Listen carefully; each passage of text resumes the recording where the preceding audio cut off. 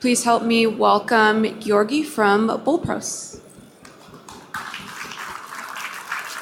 Hi guys, can you hear me good? All the way in the back? It's kind of noisy, I'll try to keep it up, but tell me if it's too high. So, as I was so pleasantly introduced, my name is Georgi. I come from Bulgaria, and I want to talk to you today about open source and about using containers with Docker while doing open source. I want to set some expectations before we start. This is going to be a very basic Docker thing, so I'm not using any groundbreaking technique of using Docker. I'm just very, very basic Docker things. I want to start and see how many of the public, how many of here are developers? All right, cool. I am also a web developer, so how many of you wanted to contribute to open source? And how many didn't because they thought it's too hard? I know I was like that. I always thought that contributing to open source would require one to be much more developer than I am, much more of a Docker power user than I am. I want to say I'm a Docker newbie, basically, and also a Linux newbie. And this is going to play a role as we'll go along. So this is basically what we're going to talk about today. There was a contribution opportunity that presented itself, and as I said, I always wanted to contribute back. It was basically we were using Angular 2. Anyone Angular developer here? All right. And we were migrating from 2 to 5. We were jumping, and we wanted to basically change HTML module with HTTP client. And well, the story will unfold, but this is where the contribution opportunity presented itself. And I want to touch on the why containers a little bit later. We'll see some quirks that are quirks while doing JavaScript development inside of a container. And main of all, I want to basically inspire you guys and tell you newbies can contribute too.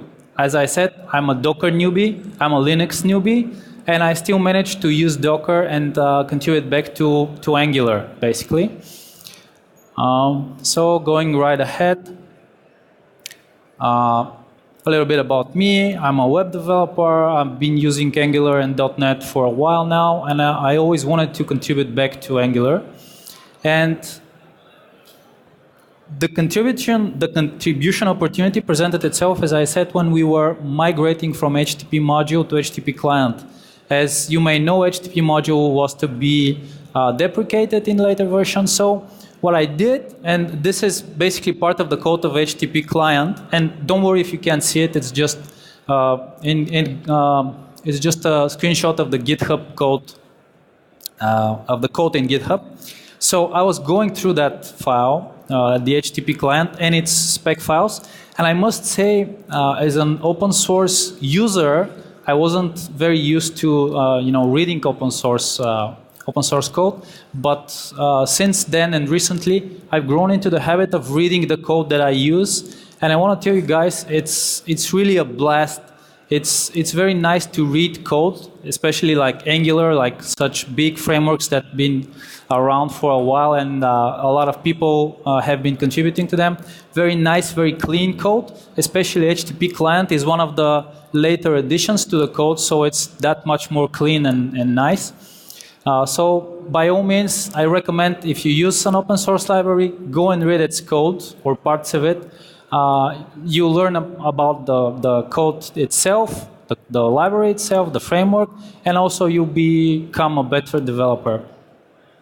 So as I was reading through that code, I saw a typo, and I thought, ooh, nice, this is my way of contributing back to open source. I want to start by fixing that typo and get things going. Let this be my first contribution.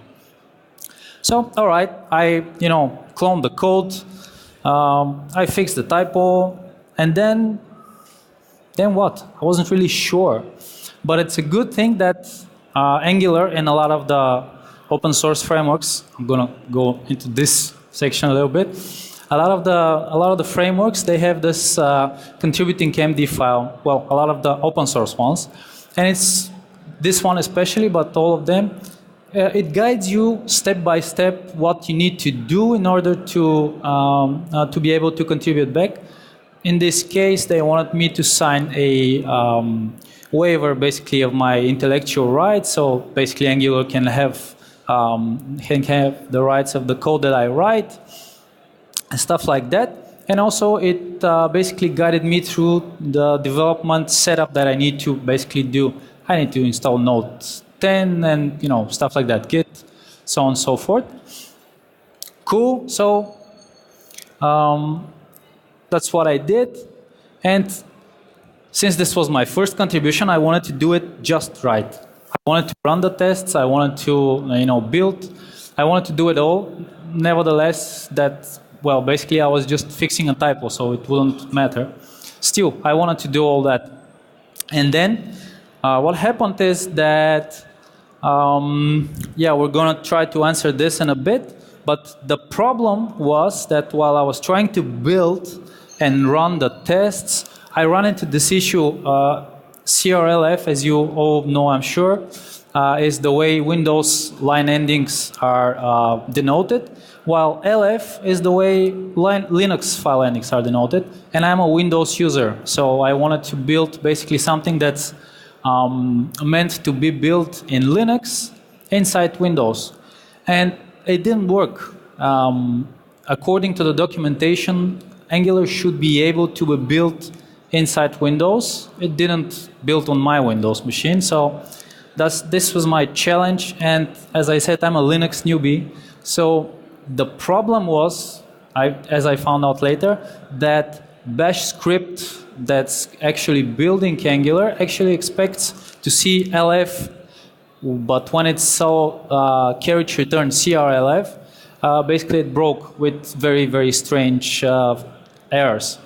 So I realized eventually that both of my tools, Git for Windows and Visual Studio Code for Windows, they were being very helpful in turning over all the files from LF to CRLF. And I fought them for a while, but the thing is that I wanted to learn more about Docker. And I thought, oh well, Docker has Linux environment natively, so can I use that? I wanted to see if I can use that. And basically, this is the reason why I chose to do it with Docker. I know it was, challenging to say the least, but it was also fun. And this is why containers. I just wanted to learn about those. I just wanted to see if I can make them do what I need to do, even though I'm very new to this. Basically, it was a challenge for me. So with that, I'll jump over to code and show you a bit of the actual development, bit of the actual coding. There are a few quirks. I'll try to highlight those. I'm not going to go into very many details. The main thing I want to again stress, it's if I can do it, you can do it, guys. But let's see some code and then we'll get back to this.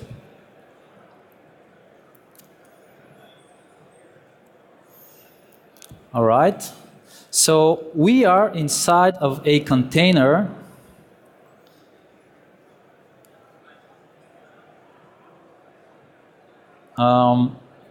Which is I've already started it. I'll show you later the code.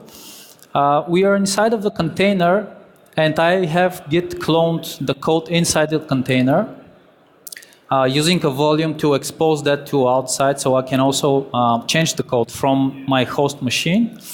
And then what I'm doing is just starting the tests. And in this case, I'm doing the tests that are specific for Node. Angular has browser tests, router tests, and node tests. And since I don't have basically headless browser installed inside the container. I need to do those with Node.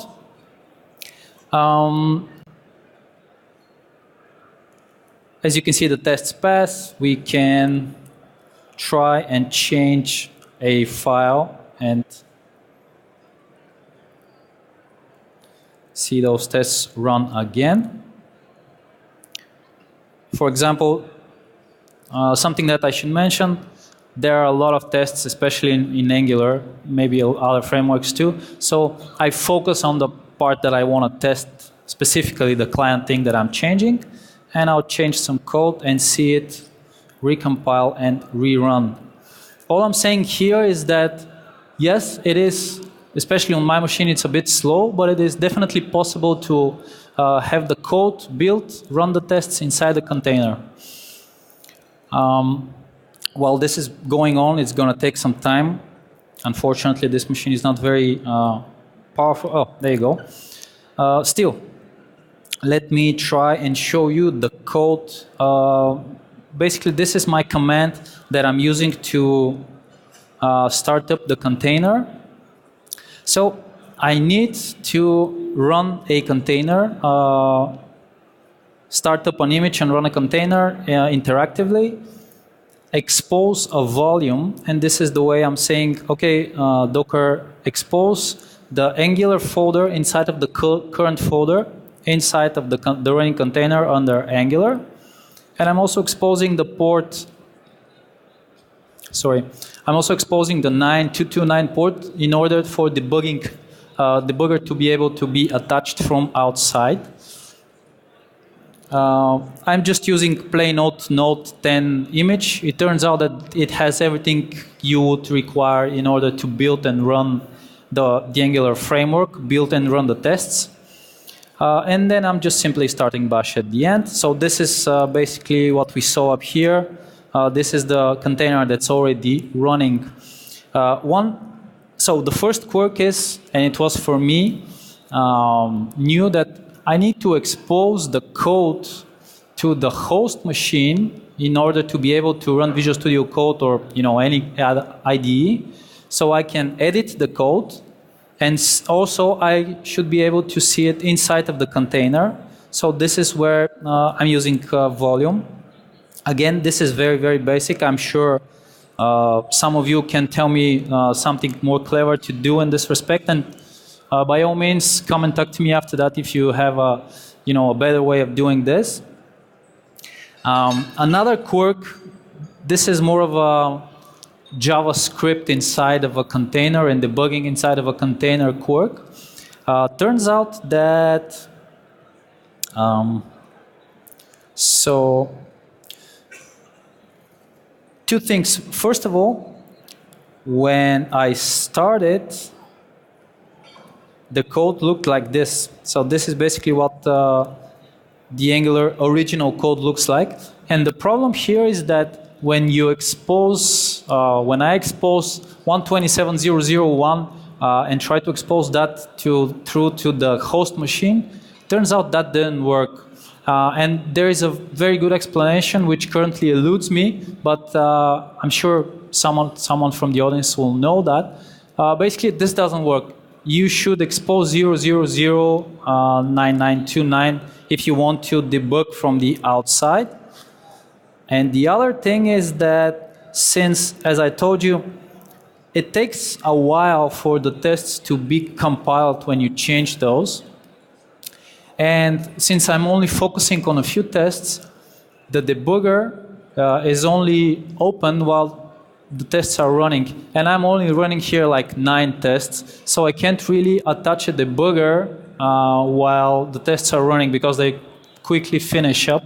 So what I'm doing for debugging is basically instructing Node to wait for me to attach a debugger before continuing and running the code. So I'll start that to show that this is possible. I will attach inside Visual Studio Code so we can debug from the Visual Studio Code instance that I'm running. All right. This is going to take some time.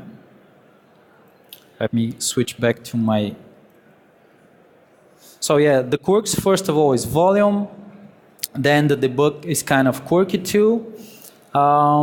Something that I found out recently, like a few days ago, is that Windows Defender is very keen to check on the files that are basically the distribution. Basically, while you are building out of the TypeScript files, a lot of JavaScript files get ported into the dist folder, and Windows Defender tries to check on those and see what they are, and blocks like 60-70% of my CPU. So this is a quirk maybe for Windows, maybe specifically for my machine, but if you run into this kind of issue, that may help you. Let's see how we are doing. We're just gonna give it a little bit more time. All right, starting compilation. It does take a while, sorry about that.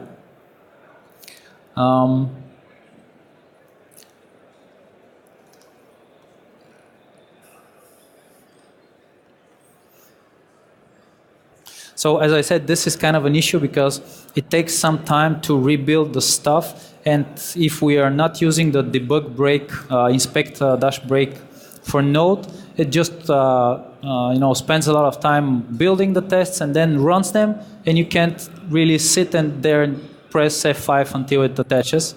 So this is basically why I need to do the inspect dash break.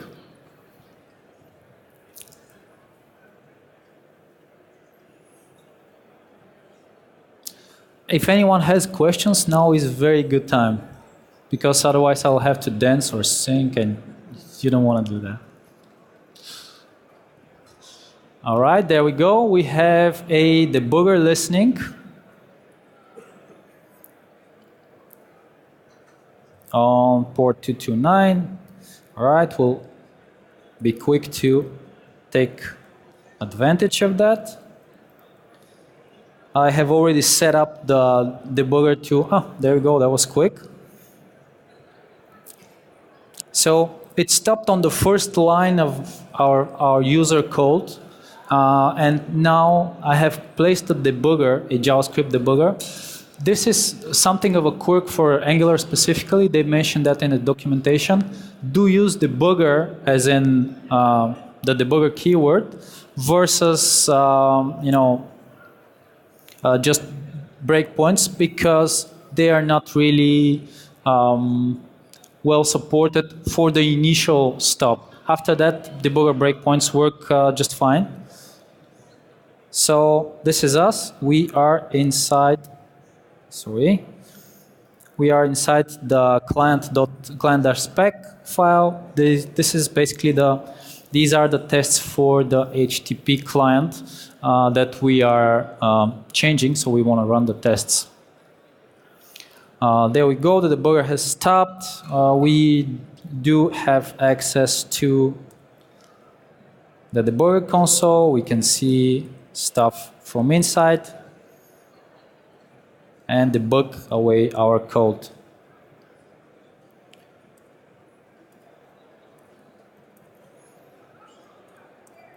All right.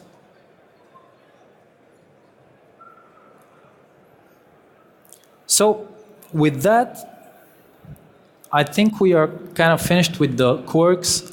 I'll get back to the slides, but basically, again, I want to stress,